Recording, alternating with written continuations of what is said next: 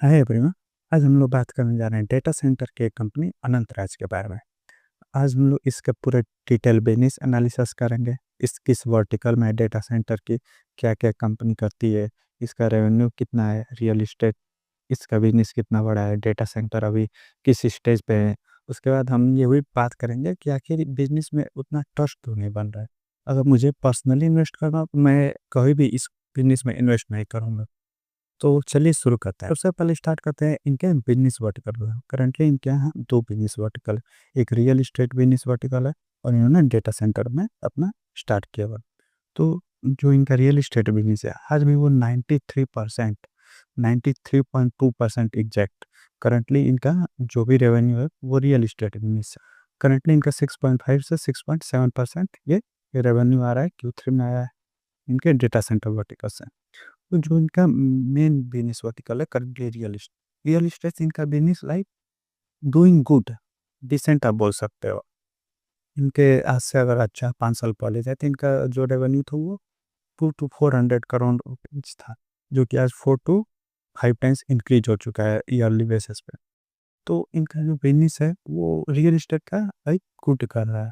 और यहाँ पे इनके जो मैनेजमेंट है उन्हें भी फैमिली रन बिजनेस है कम्प्लीटली।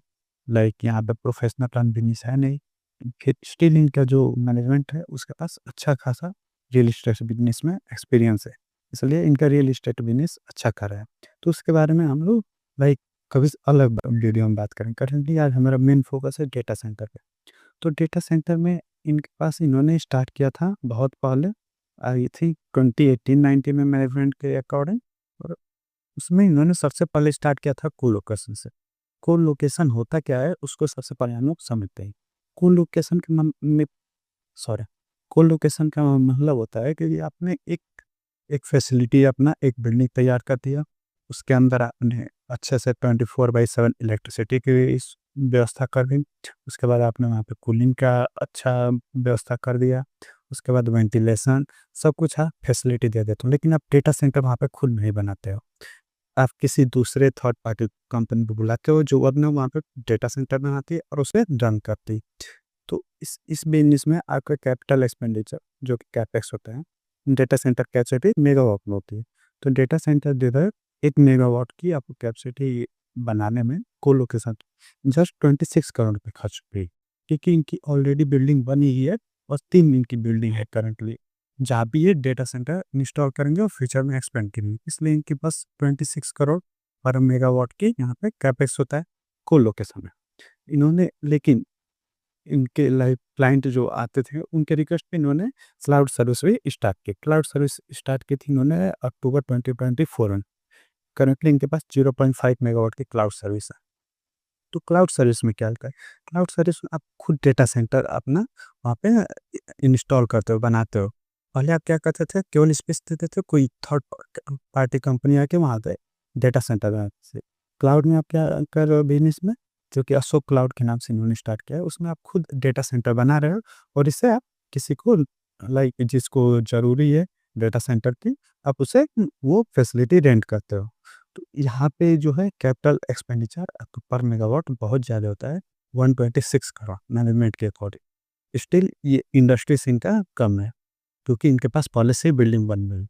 अब बात करते हैं कोलोकेशन और ये जो क्लाउड बिजनेस है, दोनों से आपका रेवेन्यू कितना आता है। और कोलोकेशन की बात करें तो 90 लाख रुपीज़ पर मंथ आपका यहाँ पे रेवेन्यू होता है। 90 लाख को अगर आप ईयरली बेसिस कन्वर्ट करें तो वही अराउंड 11 करोड़ की अराउंड कोलोकेशन पर मेगावाट से आपकी यहाँ पे इनकम होती है। बट जो क्लाउड बिजनेस है, क्लाउड बिजनेस में आपको 11 to 12 करोड़ रुपए पर मंथ की अर्निंग होती है। मीन ये बहुत ही यहाँ पे आपको हैवी कैपेक्स और बहुत ज़्यादा यहाँ पे आपको रेवेन्यू होता है। तो इसलिए देखिए, जो क्लाउड बिजनेस है वहाँ पे आपको बहुत ज़्यादा एक्सपर्टीज चाहिए।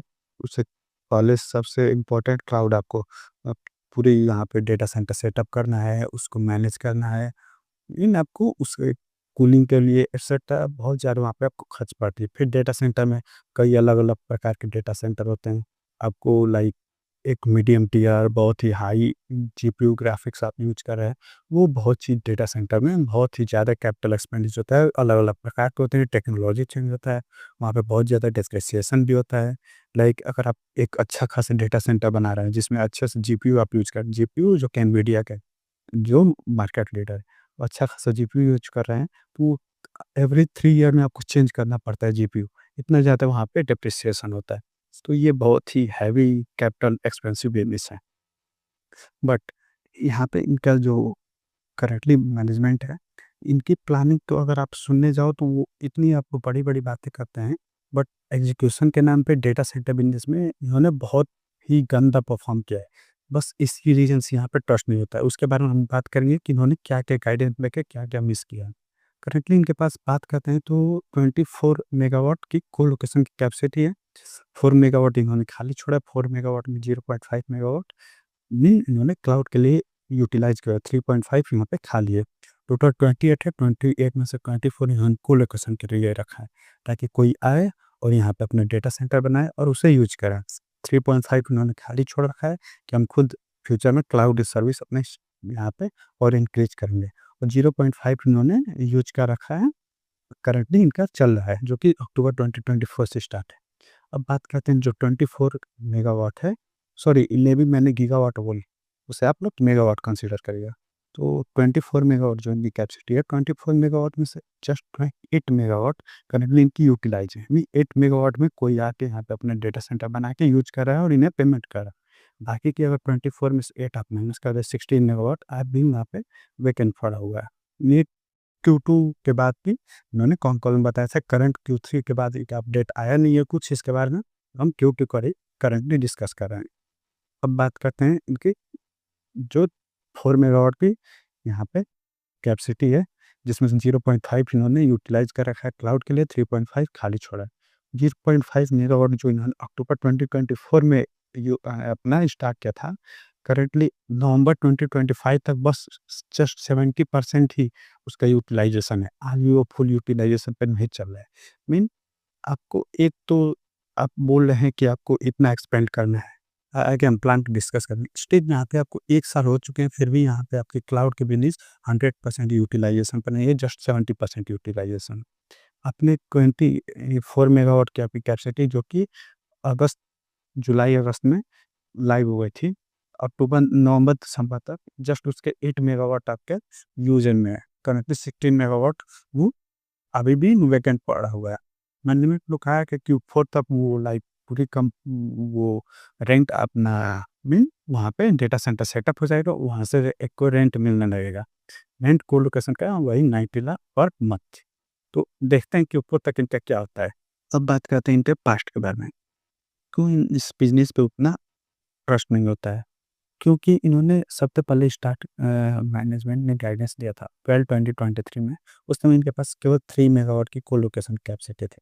उन्होंने कहा था कि 21 मेगावाट की हम पहुँचा देंगे मार्च 2024 तक, जो कि इन्होंने नहीं किया है।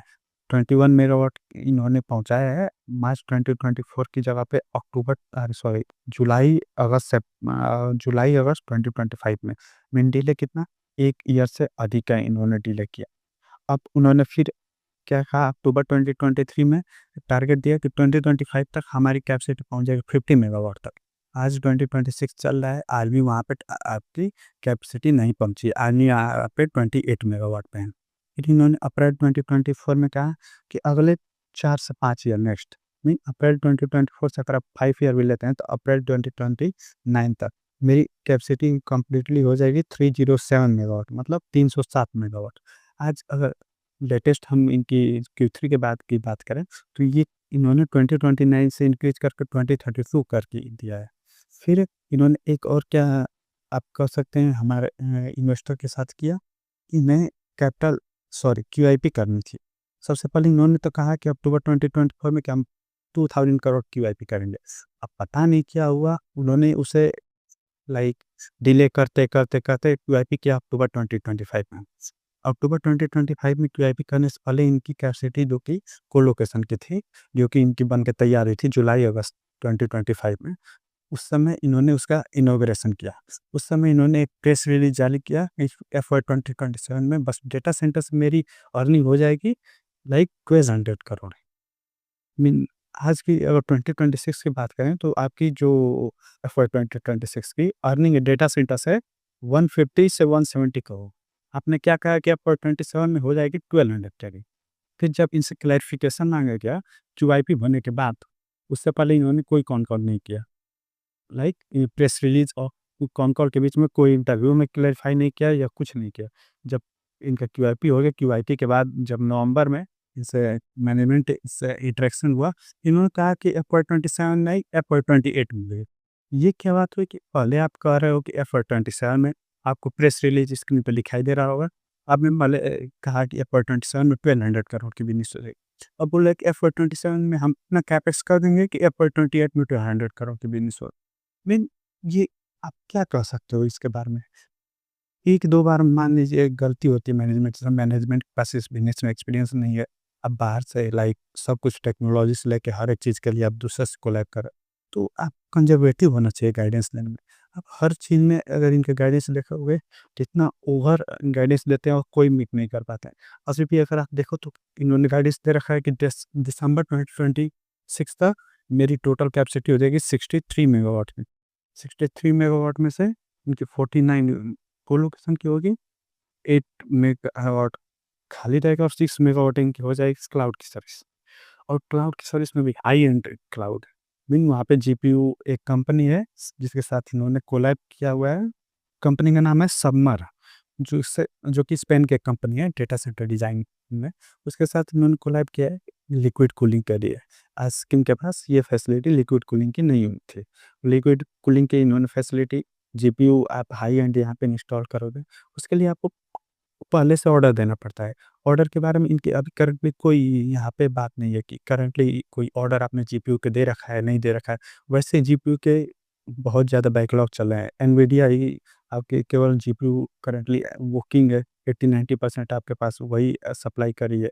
कोई आपके पास करंटली ऑर्डर आपने दे नहीं रखा है, क्योंकि करें आपने कोई ऐसा तो बता नहीं रखा है इन्वेस्टर को कि हाँ, आपने ऑर्डर दिया है या नहीं। आपने क्यूआईपी किया, क्यूआईपी में से 440 करोड़ आपने डेटा सेंटर के लिए रखा है। 440 करोड़ में से भी अगर देखा जाए तो करंटली 20 टू 30 करोड़ आपने केवल यूज़ किया है, बाकी आपके वैसे ही एफडी में पड़े हुए हैं। तो लाइक आपने जो टारगेट दे रखा है 63 मेगावाट की दिसंबर तक, दिसंबर 2025 तक, नेक्स्ट ईयर दिसंबर 2026 तक, नेक्स्ट ईयर जो कि दिसंबर 2027 तक इन्होंने टारगेट दे रखा है 118 मेगावाट। बट यहाँ पे एग्जीक्यूशन आपके दिखाई नहीं दे रहे। तो कैसे कोई एक इन्वेस्टर है वो आप पे ट्रस्ट करे कि हाँ, सही बिज़नेस के डायरेक्शन सही है। बार-बार आप अपना गाइडेंस मिस कर रहे हैं। रेवेन्यू के आपने टारगेट FY27 को FY28 कर दिया। जो आपने टारगेट 2029 दे रखा है उसे इंक्रीज़ करते-करते 2032 कर दिया। आज हम 2026 में आपने 6 साल उसे बढ़ा लिया। पता नहीं नेक्स्ट 1 टू 2 ईयर में आप उसको और आगे इंक्रीज़ कर दें। फिर इन्होंने जो 3 बिल्डिंग है करंटली अलग-अलग जगह पे, मानेसर में, पंचकुला में और राई में, जहाँ पे इनकी कैपेसिटी थी टोटल यहाँ पे डेटा सेंटर 307 मेगावाट की आप इंस्टॉल कर सकते हैं। इन्होंने एक नया एमओयू जाके आंध्र गवर्नमेंट के साथ साइन कराया है कि वहाँ पे आंध्र प्रदेश में एक न्यू कैपेसिटी ये इंस्टॉल करेंगे, जहाँ पे 4500 करोड़ कैपेक्स का कैपिटल एक्सपेंडिचर आप देखें तो इनकी बढ़ते जा रहे हैं। यहाँ पे एग्जीक्यूशन लाइक उतना दिखाई नहीं दे रहा है आपका। आप प्रॉमिस करते जा रहे हो। आप फंड भी तो वहाँ कैसे करोगे? इतनी आपने दिखा रखा है कि हाँ, ये 60 ये जो इस ईयर ही अगर 35 मेगावाट की इनकी जो कैपेसिटी दिसंबर 2026 तक ये बनाने वाले हैं। इसमें अगर देखा जाए तो 2026 में दिसंबर में जो इनकी कैपेसिटी जो 35 एक्स्ट्रा मेगावाट जो ऐड करके इनकी टोटल 63 हो गए। उसमें ये आपको मिनिमम 1000 करोड़ के कैपिटल एक्सपेंडिचर होगा। मिनिमम 1000 करोड़। वो मैक्सिमम 14-1500 तक जा सकता है अगर क्लाउड की सर्विस आपके समय से इन्होंने इंस्टॉल कर दिया तो। तो लाइक वही चीज़ है कि अगर हम बिज़नेस के बारे में देखें तो उतना यहाँ पे ट्रस्ट नहीं बनता है। अगर कोई इन्वेस्टर है, अगर उसे सच में अगर इसमें इन्वेस्ट ही करना है, तो बस आई विल लाइक मैं यही कहूँगा कि उतना ही इन्वेस्ट करें ताकि अगर आपके पैसा यहाँ पे लाइक ना रिटर्न बने या बिज़नेस डेटा सेंटर बिज़नेस के भरोसे ना ही करें। आप रियल एस्टेट बिज़नेस को वैल्यू करें, उसके हिसाब से आप भी इन्वेस्ट करें। डेटा सेंटर बिज़नेस पे इतनी यहाँ पे एडवांस टेक्नोलॉजी हो चुकी है, एग्ज़ीक्यूशन इतना यहाँ पे हार्ड हो चुका है डेटा सेंटर में। जितनी भी जाइंट है वो खुद इंडिया में डेटा सेंटर इंस्टॉल कर रही हैं।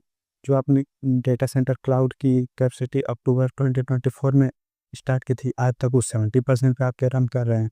तो आप कैसे डिमांड के बारे में पूछो तो मैनेजमेंट जितनी हेडलाइन है वो पढ़ के बता देती है कि लाइक इतना-इतना डिमांड है इंडस्ट्री में, लेकिन एग्ज़ीक्यूशन कहाँ है? एग्ज़ीक्यूशन अगर आपके जो हैं वो भी करंटली यूटिलाइज़ नहीं है। सो इसलिए लाइक अगर आपको यहाँ पे इन्वेस्ट करना है तो बहुत ही रिस्क के साथ इन्वेस्ट कीजिए, उतना ही इन्वेस्ट कीजिए ताकि वहाँ पे आपके रिटर्न ना बने फिर भी कोई प्रॉब्लम ना हो। अगर आपको इस बिज़नेस में इन्वेस्ट करना ही है तो पहले डिटेल और आप जाके यहाँ पे मैनेजमेंट से क्वेश्चन आंसर सेशन कर सकते हैं, जो कि इनके मुंबई में होता है, जॉइन कर सकते हैं। उसके बाद आप अलग-अलग इंटरव्यू एटसेट्रा देखिए।